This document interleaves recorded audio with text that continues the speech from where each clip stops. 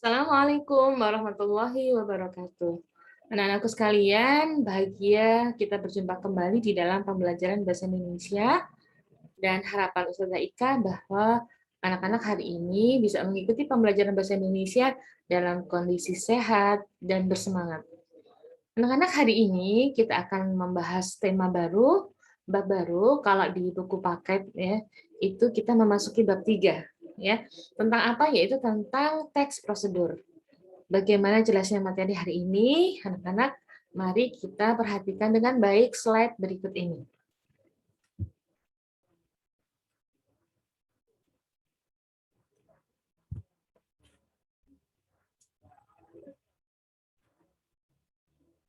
Ya, udah kelihatan ya anak-anak ya? Jadi hari ini kita akan membahas tentang teks prosedur, ya. Perhatikan, bentar ya. Bentar.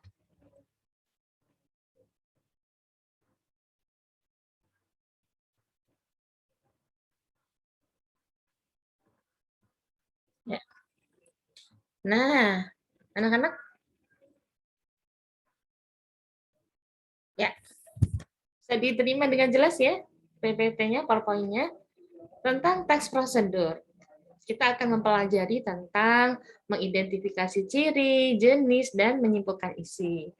Ada di KD 3.5 dan 4.5. Anak-anak, tujuan materi kita hari ini yang pertama adalah mengidentifikasi ciri teks prosedur KD 3.5, kemudian yang kedua mengidentifikasi jenis teks prosedur KD 3.5, yang ketiga menyimpulkan isi teks prosedur KD 4.5. Jadi anak-anak, nomor 1 dan 2 itu adalah aspek pengetahuan, artinya kalau anak-anak nanti kita sampaikan materi ini, maka anak-anak harus memahami apa itu ciri dan jenis teks prosedurnya. Kemudian yang ketiga itu menyangkut aspek keterampilan. Jadi nanti anak-anak setelah diberikan materi, anak-anak tuh memiliki keterampilan bisa menyimpulkan dari isi teks prosedur yang merupakan KD dari 4.5. Oke anak-anak, jadi ada 3 tujuan ya pelajaran kita hari ini. Berikutnya adalah coba perhatikan slide ini ya anak-anak ya. Di situ ada gambar minuman tradisional ya. Nah, pasti anak-anak mungkin ada yang pernah membuat ya atau pernah merasakan ya bagaimana membuat minuman tradisional. Ini adalah produk lokal ya, produk Indonesia asli, dan ini banyak kita jumpai tanaman-tanaman obat di pekarangan rumah kita ya atau tetangga kita. Nah, di sini judulnya adalah cara membuat obat tradisional insomnia. Anak-anak mungkin tahu ya arti insomnia itu anak-anak atau orang tua yang kesulitan tidur ya, mengalami kesulitan tidur itu namanya insomnia ya. Boleh jadi karena faktor kelelahan, karena banyaknya pekerjaan, karena pikiran dan lain sebagainya. Nah, di sini kita mencoba untuk memberikan alternatif obat yaitu obat tradisional, disampaikan bahannya dan juga langkah-langkah membuatnya. Jadi mudah ya. Bahan yang harus disiapkan itu adalah 5 potong akar kelapa hijau masing-masing 4 cm, kemudian 10 butir biji teratai, dan 600 cc air. Kemudian langkah-langkahnya adalah 1. Ambil 5 potong akar kelapa hijau masing-masing 4 cm, kemudian tumbuk kasar bersama 10 butir biji teratai. Yang ketiga, tambahkan 600 cc air ke dalam hasil tumbukan. Yang keempat, rebus semuanya dengan ancol yang telah dibuang bijinya sehingga air tersisa 300 cc. Yang kelima, minum selagi hangat. Anak-anak perhatikan, memang di sini hanya tertulis bahan dan langkah-langkah ya, tetapi pasti ada alat yang digunakan ya. Tidak mungkin kita memproses sesuatu, membuat sesuatu itu tidak ada alatnya. Maka di sini alat yang digunakan untuk memasak biasanya apa ya? Biasanya panci gitu ya, ataupun sendok ya, seperti itu. Nah, langkah-langkahnya kalau kita perhatikan anak-anak, pertanyaannya adalah apakah langkah-langkah ini harus dilakukan secara berurutan? Boleh nggak misalnya diacak dari nomor 1 ke nomor 4, nomor 5, terus nomor 2, 3, kayak begitu ya. Kira-kira bisa nggak diacak? Ayo.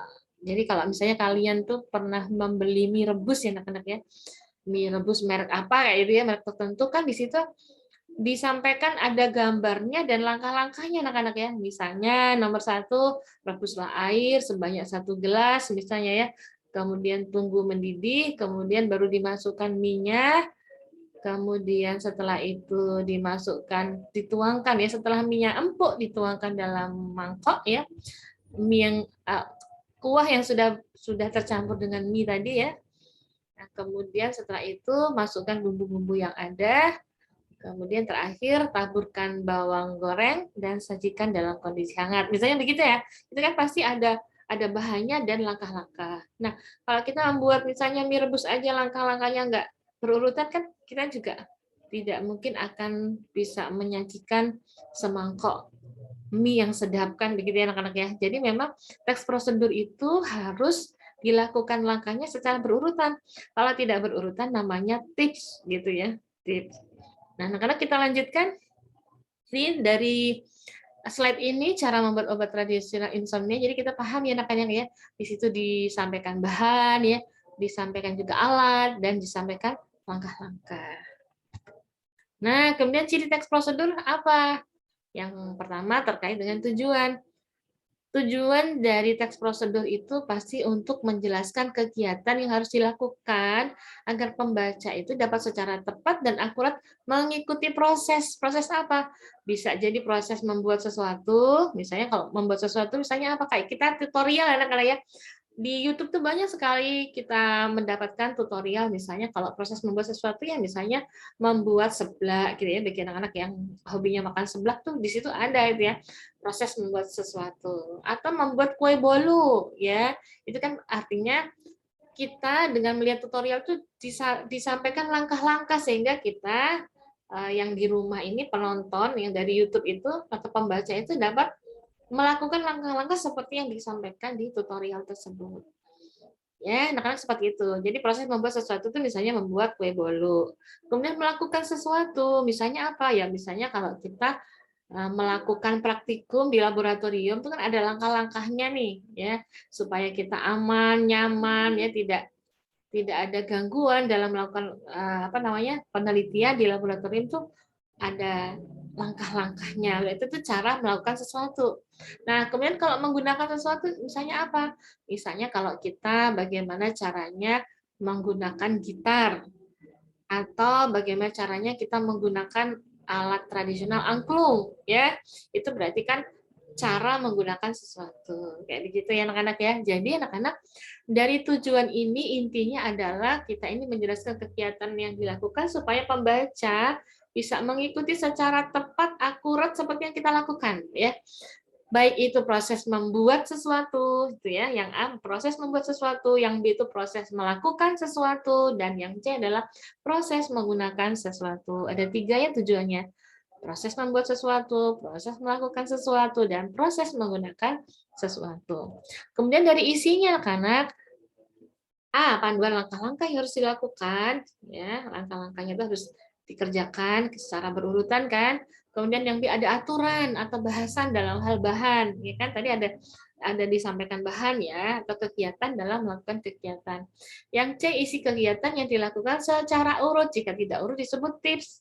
Jika urut namanya teks prosedur. Itu dari isinya. Sekarang dari bahasanya. Nah, kadang-kadang kalau dari bahasanya biasanya itu menggunakan kalimat perintah, misalkan ambil daging sebanyak 1/4 kilogram, misalnya itu kan kalimat perintah, gitu ya.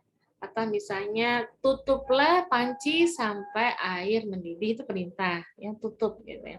Kemudian saran atau larangan, kemudian yang C penggunaan kata dengan ukuran akurat, contoh 1/4 tepung, 5 buah rimpang gitu ya, sekian cc air kayak gitu ya. Itu ukurannya secara akurat atau detail. Kemudian yang D kalimat dengan batasan yang jelas, contoh rebus hingga mendidih, lipat bagian ujungnya gitu ya.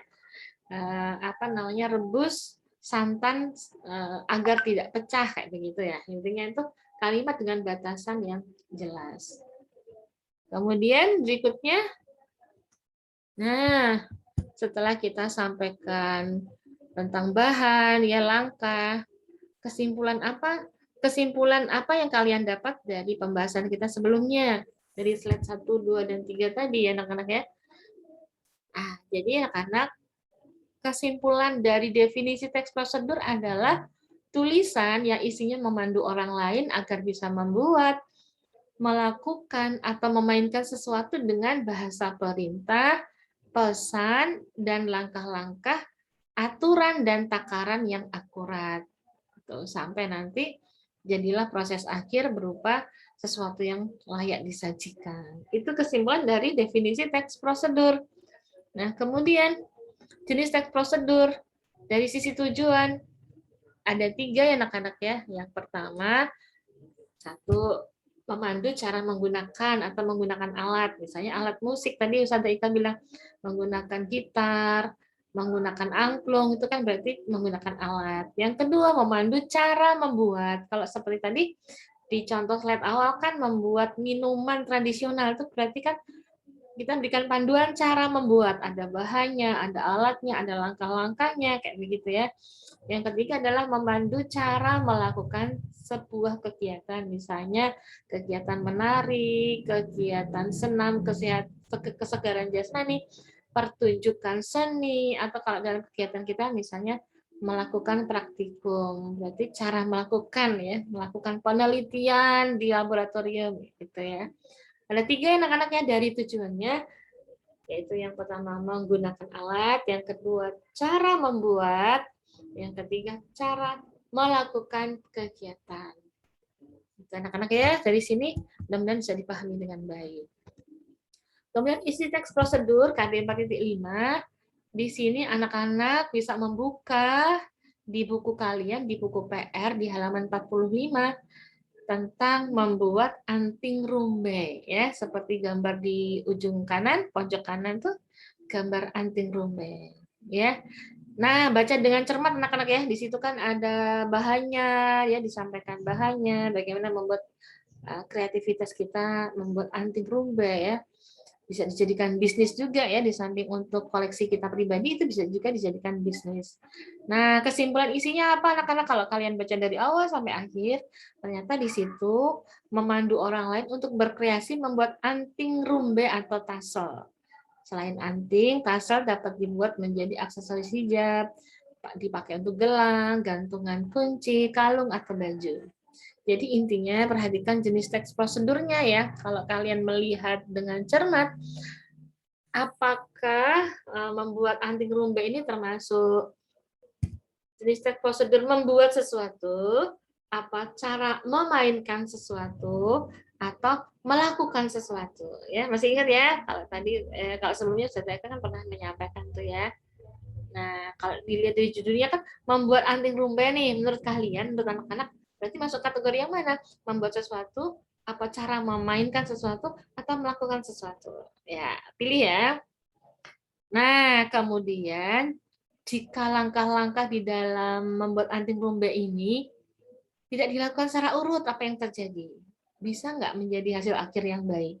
Apakah harus berurutan? Bagaimana menurut kalian? Di mana ciri teks prosedur tadi kan beda dengan tips sama teks prosedur ya, masih ingat ya? Nah, coba jawab pertanyaan A dan B. Sudah sampai di sini paham ya, insya Allah. Nah, berikutnya lanjut. Untuk mengukur kemampuan kita dalam menyerap materi, anak-anak kita coba latihan ya di sini ya. Latihan itu ada di buku paket di halaman 89 ini anak-anak ya, tentang mematikan komputer dengan benar. Ini ya, di sini ada di buku paket kalian. Baca teks prosedur berikut, ya, perlu belajar untuk mematikan komputer secara benar sehingga tidak cepat rusak dan berdampak negatif. Ya, tidak asal mematikan saja ya. Dan di sini ada tahapannya supaya awet komputernya, ya, supaya juga mudah terjaga. Pertama di situ sampaikan tutup semua aplikasi yang Anda gunakan. Jadi kalau kita membuka Excel, membuka Word, membuka PowerPoint dan sebagainya, itu adalah tutup semua aplikasi yang Anda gunakan. Ini langkah yang pertama ya. Kemudian klik menu Start XP atau logo Windows di pojok kiri bawah. Jadi kalau kalian praktek langsung bisa menemukan itu. Kemudian pilih shutdown dan tunggu beberapa saat hingga komputer Anda benar-benar mati. Itu anak-anak ya. Jadi nggak boleh kita langsung belum ditutup aplikasinya kita langsung pilih shutdown. Ya bisa, tapi itu tidak membuat komputer kita awet ya gitu ya. Jadi langkah-langkah yang aman tuh harus diikuti dari nomor 1 sampai terakhir. Jadi nomor 3 tadi pilih shutdown dan tunggu beberapa saat hingga komputer Anda benar-benar mati. Setelah komputer benar-benar mati, kemudian tekan tombol pada monitor dan speaker, stabilizer dan perangkat komputer lainnya. Setelah itu baru cabut kabel dari stop kontak. Hal ini bertujuan untuk menghemat daya dan mengantisipasi terjadinya korsleting listrik. Ya, sebenarnya cara matikan dicabut kabelnya ya bisa anak-anak ya, tapi tadi pertanyaannya adalah apakah itu membuat awet komputer kita? Kalau langkah-langkahnya langsung kayak begitu ya. Maka kuncinya adalah semua kita lakukan biar aman dari nomor 1 sampai terakhir itu dilakukan secara berurutan. Sekarang pertanyaannya harus kita jawab adalah, anak-anak ya, ini di sini sediakan pertanyaannya. 1, apakah teks tersebut termasuk teks prosedur? Ya, tunjukkan buktinya dari segi tujuannya. Tujuannya kan ada 3 tadi anak-anak ya. Cara membuat, cara menggunakan sesuatu, dan cara melakukan sesuatu. Nah, kalau mematikan komputer termasuk membuat atau melakukan sesuatu atau menggunakan sesuatu. Dilihat lagi dari materi tadi ya, dari tujuan ya. Kemudian yang kedua termasuk jenis teks prosedur apa? Ya. Jadi termasuk jenis teks prosedur apa? Tadi ya prosedur yang disampaikan Ustazah Ika di awal-awal slide-nya itu ya. Seperti itu. Yang ketiga, tuliskan kata atau kalimat yang menandakan teks prosedur. Misalnya kalian menemukan nih salah satu contoh kata perintah atau saran atau apa begitu ya. Itu salah satu cirinya. Mungkin kalian menemukan nih dari langkah-langkah matikan komputer tuh ada kata atau kalimat yang menunjukkan perintah. Yang keempat, simpulan isi teks tersebut tuh intinya apa? Dari tahapan nomor 1 sampai akhir tuh sebetulnya isinya tentang apa gitu ya. Tentang kegiatan apa kayak gitu ya. Nah, kalau yang pertama kan kegiatan membuat minuman ramuan tradisional untuk orang yang sakit insomnia. Nah, kalau yang komputer ini berarti kegiatan bla bla bla terkait itu tadi ya, komputer. Coba kalian jawab setelah membaca dengan baik wacana sebelumnya dan nanti kita akan sharing bersama-sama. Demikian anak-anak, mudahan bisa dipahami. Jangan lupa ya, jawaban nomor 1 sampai 4 dikirim di Google Classroom. Demikian, mudah-mudahan bisa dipahami dengan baik. Assalamualaikum warahmatullahi wabarakatuh.